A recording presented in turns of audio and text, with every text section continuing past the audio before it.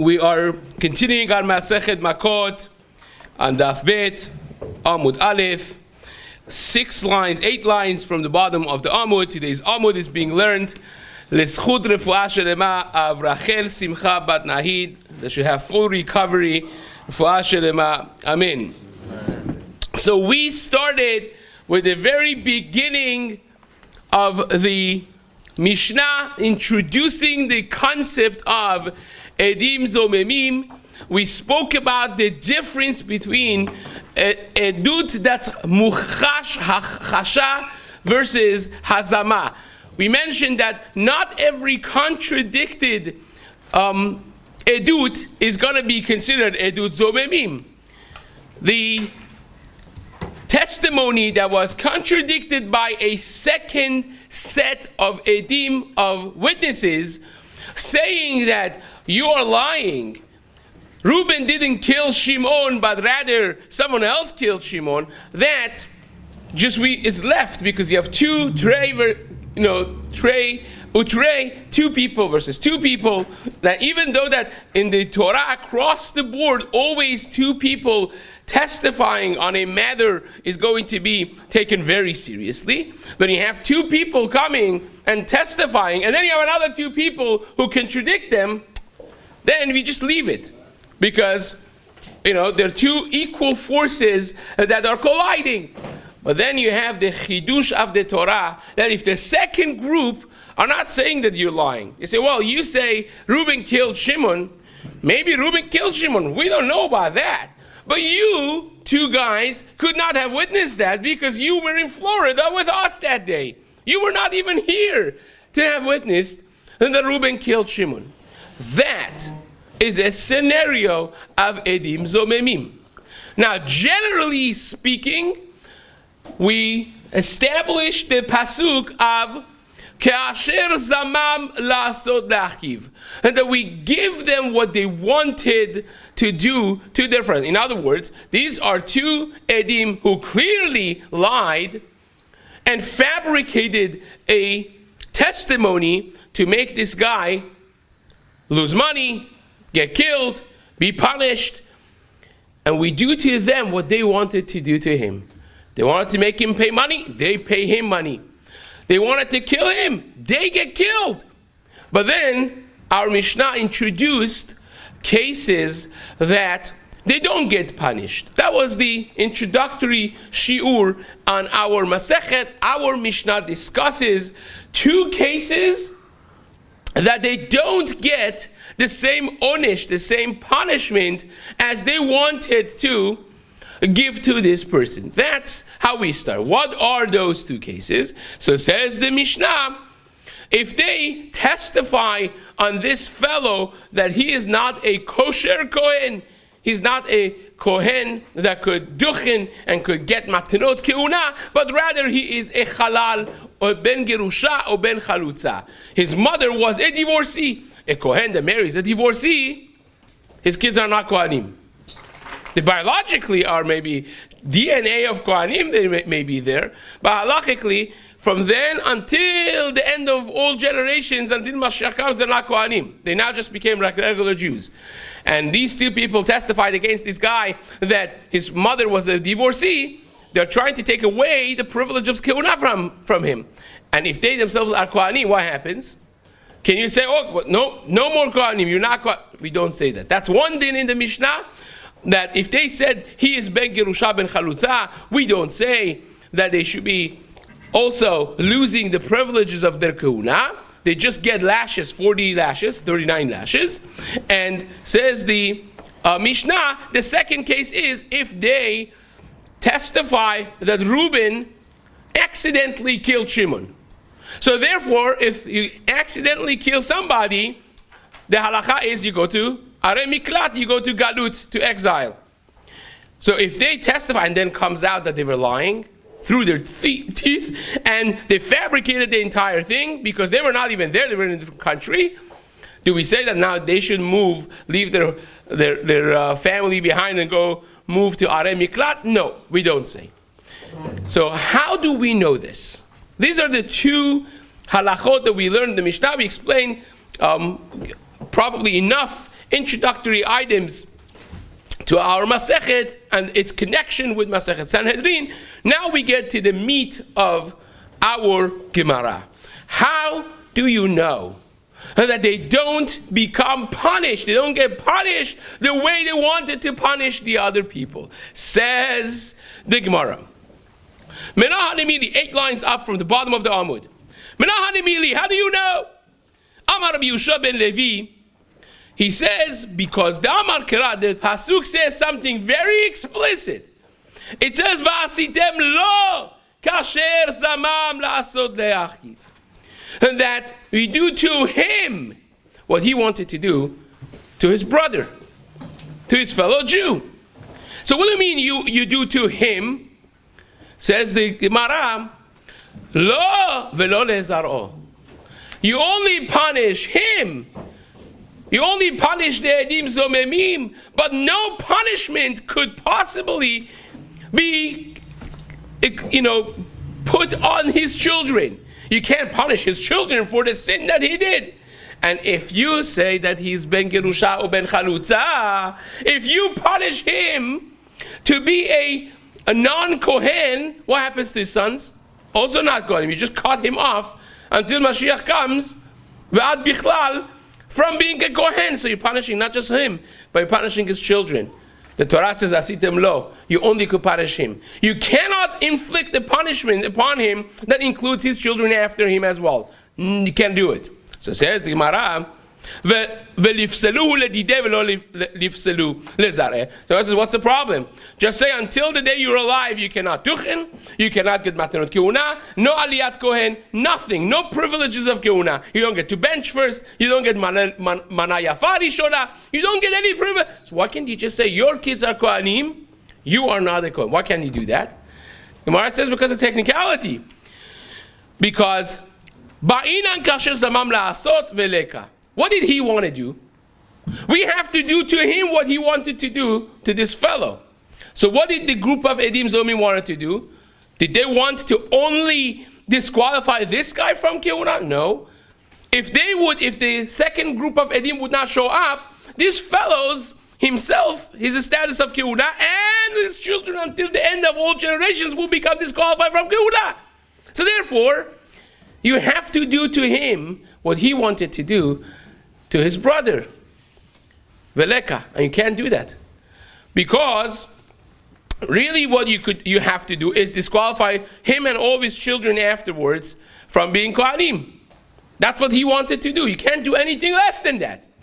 And on the other hand, says the Gemara, on the other hand, if you do that, it's vasitem lo velo lezaro. You have to only punish him. You cannot include his children also in the punishment. So you have like a dreadlock. You have a technical problem over here that you cannot apply vasitem lo kasher zamam la'asod la'achiv, and therefore we don't punish him the way he wanted to punish his children. So says the Gemara.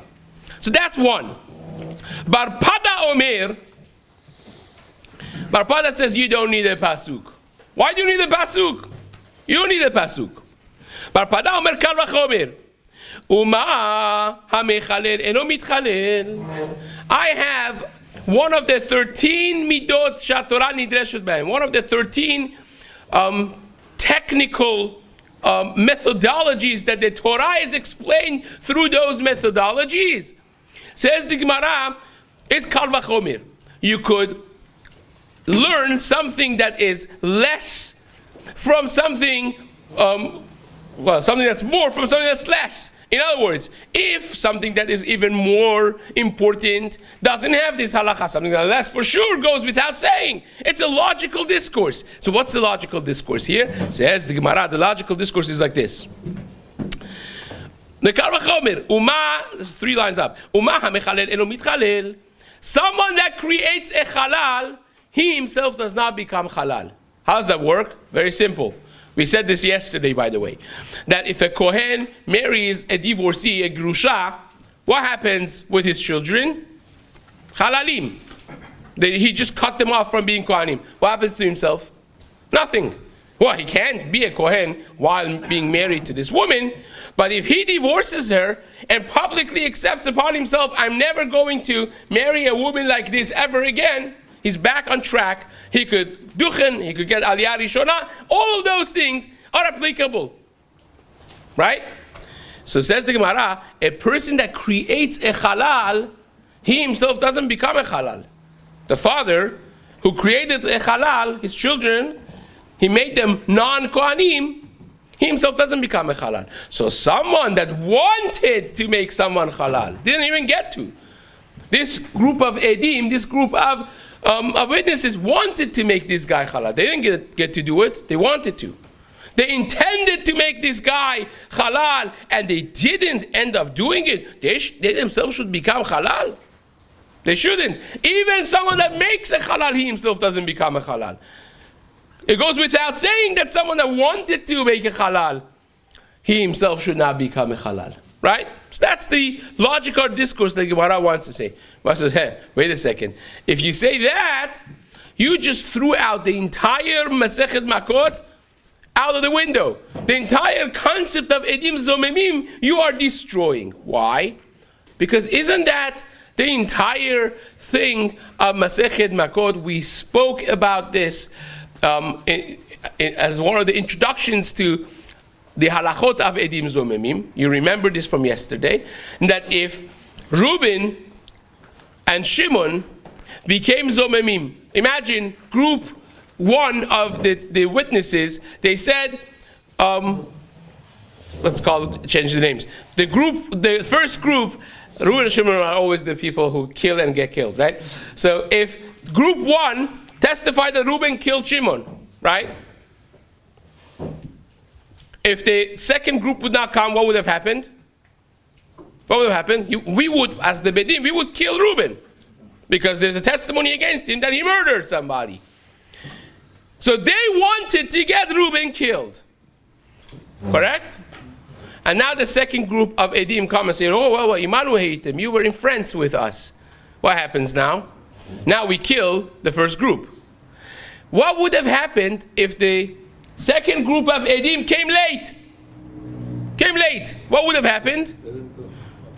We killed already Reuben. They came 5 minutes too late. What would have happened? They come in, they say, this guy's very in France. We already killed Reuben. The halacha of Edim Zomim is, we do not kill the first group of Edim, because kasher zamam velo kasher asa. Like they wanted to do, not like what they managed to do. If they already managed to get him killed, that's already outside of the parasha of Edim Zomimim. So says the Gemara, wait a second. You're telling me that someone that did halal, created a halal, doesn't become a halal. Someone that wanted to should not, for sure not. Someone that killed does not get killed. Someone that wanted to does get killed. That's the whole parasha of Edim Zomemim. So your logic is out the window, because that is the entire core of Edim Zomemim. If you want to do something to someone, that's when you get hazama. If you actually manage to do it, then you don't. As ironic as that sounds, that is the core of Edim Zomemim. So don't you tell me, well, you wanted to make them halalim, you should not be becoming halal. On the contrary, if you made a halal, you don't become halal. If you want to make someone halal, you should become a halal.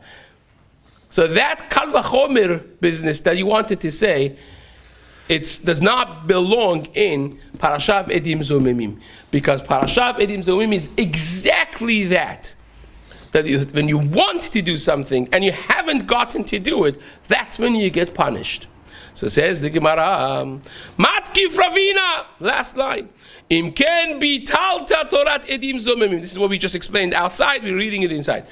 If you say this so-called Kal Vachomer, you just threw out of the window the entire halacha of Edim Zomemim.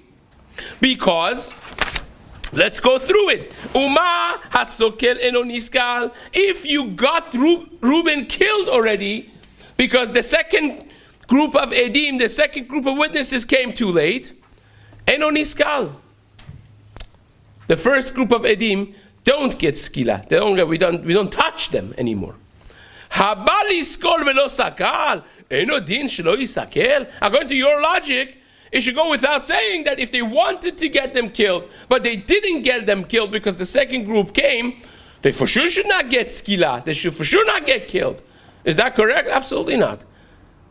That is when we kill them. When they wanted to kill. And they didn't manage to get it done until the second group came and said, well, these guys are liars. Because they were together with us and friends when Reuben allegedly killed Shimon. Therefore, this group gets killed because they wanted to kill. So it says the Gemara, therefore, Elama chavarta kedeshaninan meikara. But the correct answer is what we said in the beginning. What was the correct answer? How do we know that someone that wanted to disqualify a Kohen from his Keuna he himself is a Kohen, does not become disqualified? The witness, the false witness, does not become disqualified because it says, Kasher,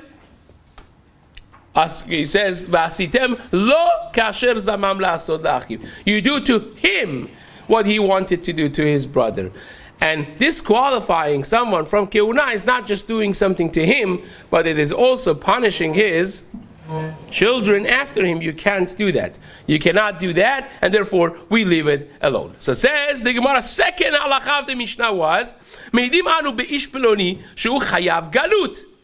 If they come in the time of Chazal, if somebody accidentally killed somebody, they would go to Arei Miklat. What's the halacha? If someone is chopping wood and the metal part flies to someone's head and kills them. They never meant to actually kill. But it happened. So what happens? Now the family members of the deceased, the family members of the murdered guy, they could come after him and kill him. Right? It's called Goel Adam. They could come after him and kill. So how does he save himself? He runs. He puts that hammer, that axe down, and he just runs. And they had signs all over Eretz Yisrael, in every fork on the way, that signs, Arei Miklat this way, right?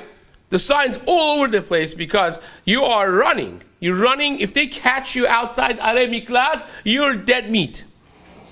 They could kill you and they will have no judgment. There would not be standing trial if they would kill their father's murderer, even though that it was accidental. There's a whole diyun. If nowadays you have this in Shuvot Harosh, Rabbeinu Asher already 700 years ago, and ever since then as well, that Shuvot, if nowadays you have such a din. Let's imagine you could walk away on a sketch from Din Ad Malchuta. Can you? Is it mutar? You are an amazing sniper, no trails left behind. Can you do that? Nowadays, but back in the day, you had to run. So they would go to Arei Miklat, and there you cannot touch him. You cannot, if he steps back, if he steps out, you could kill him. And he stays there until the Kohen Gadol dies. That's the halakha of Arei Miklat. So if a group of Edim come and say, this news on LA Times that Shimon got killed with a hit on his head, Reuben killed him. We were there. He killed him accidentally. So don't kill him, he just goes to Arei Miklat. It was completely accidental, we saw it. Right?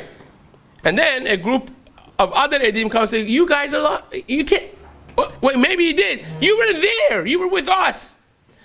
Now, do we say that these two Edim should go to Arei Miklat? The Mishnah says no. Right? How do you know that? Says the Gemara, Mena Animidi, what's the halacha for that? Why don't you say, you guys go to Arei Miklat? Says the Gemara like this, 4 lines down. Amar Resh Lakish, Damar Kera. Because the Pasuk says, again, Resh Lakish is very simple, straightforward. It is in the Pasuk. You learn it from the Pasuk itself because it says, Hu Yanus El Achad He'arim. Let me read to you from the side the full Pasuk over here about Arei Miklat. It says, Vasher Yavo El Re'u Beyar. If someone was with his friend in the jungle, in the forest, Lachtov Etzim, they're chopping wood. He wants to chop wood, and the metal part of the axe flies into other guy's head. Completely accidental. He flies off and hits the other guy, and he killed his friend accidentally. Listen to the next words. Hu yanus el achad he'arim ha'ele v'chai. He will have to run to one of these cities of refuge, and he will stay alive. He will be safe. Now I ask you, do you have to say he? How many people are involved in this pasuk? Only 2. How many of them could run now? One of them is dead, right? So the correct way would be to say Yanus. You don't have to say who Yanus. He will run. Who else? Of course it's him. The word he is completely superfluous. It's not necessary. So it says, you know why it says hu Yanus? Says Resh Lakish is coming to teach you halacha. That hu Yanus, he only would run. But if somebody tried to do edim zomemim over here, tried to lie about him, and then they turned out to be falsified witnesses, they do not go to Arei Miklat. Only he himself, who is accused of having killed somebody accidentally, he is the one that goes there. But if someone tried to get him on hook, falsified witness, and the light was turned on them, and now you found out that's not true, those 2 guys do not go to Arei Miklat. It's clearly said in the pasuk, says Resh Lakish. Awesome. It's amazing, right? So says the Gemara, that's learning it from the pasuk. Rabbi Yochanan disagrees with Resh Lakish. Now, usually when you have Rabbi Yochanan and Resh Lakish, halacha is like who? Rabbi Yochanan, right? Rabbi Yochanan and Resh Lakish, they were best friends, they were brother-in-laws, they were chavrutas, right? The Gemara says in Masechet Makkot that Resh Lakish used to be a very strong person. He was the head of bandits. He was like the guru of gangsters and thieves. And Rabbi Yochanan did an Esha Torah on him, and he became Baal Tshuva. And not only that, he said, if you become Baal Tshuva, I give you my sister. Nowadays these things don't happen anymore. But he married his sister. He said, if your sister is half as beautiful as you, I'm doing Tshuva, I'm going to go to yeshiva. Right? And he became his chavruta. When Resh Lakish passed away, Rabbi Yochanan was so depressed that nobody could help him. Nobody could help him. He would just walk around the whole day. He says, Efo at bar Lakisha. Efo, where are you, Resh Lakish? Where are you, Resh Lakish? The bond between the 2 friends, 2 brother-in-laws, Rebbe and Talmud, who became his best friend, and Chavruta. But Resh Lakish usually the halacha is not like him. There are exceptions. This is one of the exceptions. In other words, the Gemara in 2 lines from now is going to say, no, Resh Lakish was correct. Rabbi Yochanan does not hold. The Svara of Rabbi Yochanan does not hold. But what is the Svara of Rabbi Yochanan? Amar Rabbi Yochanan. Rabbi Yochanan Omer, Kal Vachomer. Again, it is a logical discourse. It is a Kal Vachomer. How? Says the Gemara. Uma, Husha Samaset Bemezid Eno Goleh. The guy that did an action Bemezid, if someone would kill someone deliberately, put a gun and poof, what would happen? Does he go to Arei Miklat? No. Arei Miklat, the cities of refuge, is only for a person that killed someone accidentally. Have to be warned first, or is that a whole different? Well, that's part of it, right? If you killed somebody, if you had a warning, and you did it in front of witnesses, then you get killed, right? You'll be trialed and killed. If you did it even in front of witnesses, but there was no warning, then you don't go to Arei Miklat and you don't get killed, right?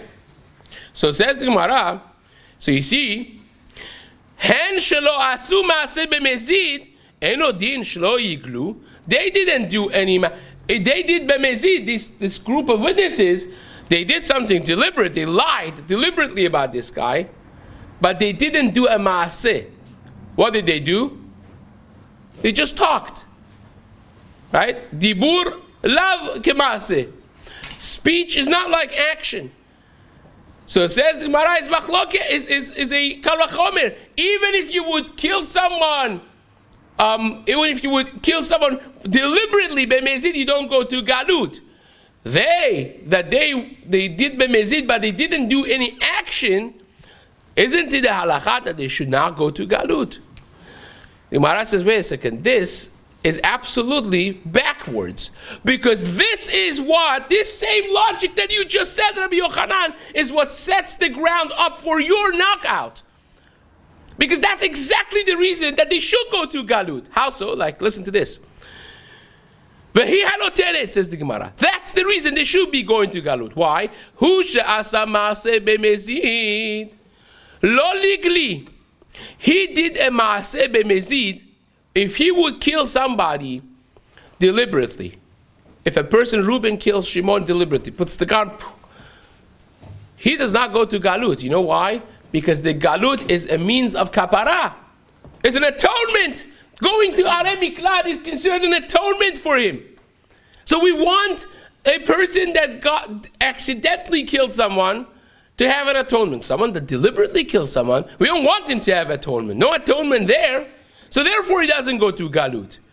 Because we don't want him to get kapara, to get atonement. But these people who did not do a maaseh, they just spoke, right? They just used their power of speech negatively. They didn't actually do a maaseh, even though that they were deliberate, even though that they're not good people. Maybe we should give them the opportunity because they're less. They're less than someone that killed with action. So therefore, maybe we should give them, right? Maybe we should give them the opportunity to go to galut and to have atonement. And says the Gemara, therefore, the logic of Rabbi Yochanan does not hold. And we back to Resh Lakish, Ela machavarta kede Resh Lakish. The truth is, like Resh Lakish, that the reason that we don't send the first group of witnesses who falsified a testimony, we don't send them to Arei Miklat, to the cities of refuge, is because the Pasuk says exactly that. The Pasuk says, Hu yanus le'achat ha'arim. The person himself that accidentally killed someone is the one that goes to galut. Nobody else will go to galut because of him. So therefore, even if you have people who want to falsify testimony and send this guy falsely to Arei Miklat, they themselves would not end up going to Arei Miklat. Of course, they will get punished, as the Mishnah says, with absorbing the 39 lashes, getting malkut. The Gemara is going to have a beautiful piece upcoming of the only two other cases that edim zomemim do not get the punishment they intended to give to someone. In other words, our Mishnah said 2. There are only 2 other cases that such a thing happens. Fascinating discussion. Be'ezrat Hashem will continue it in the days to come.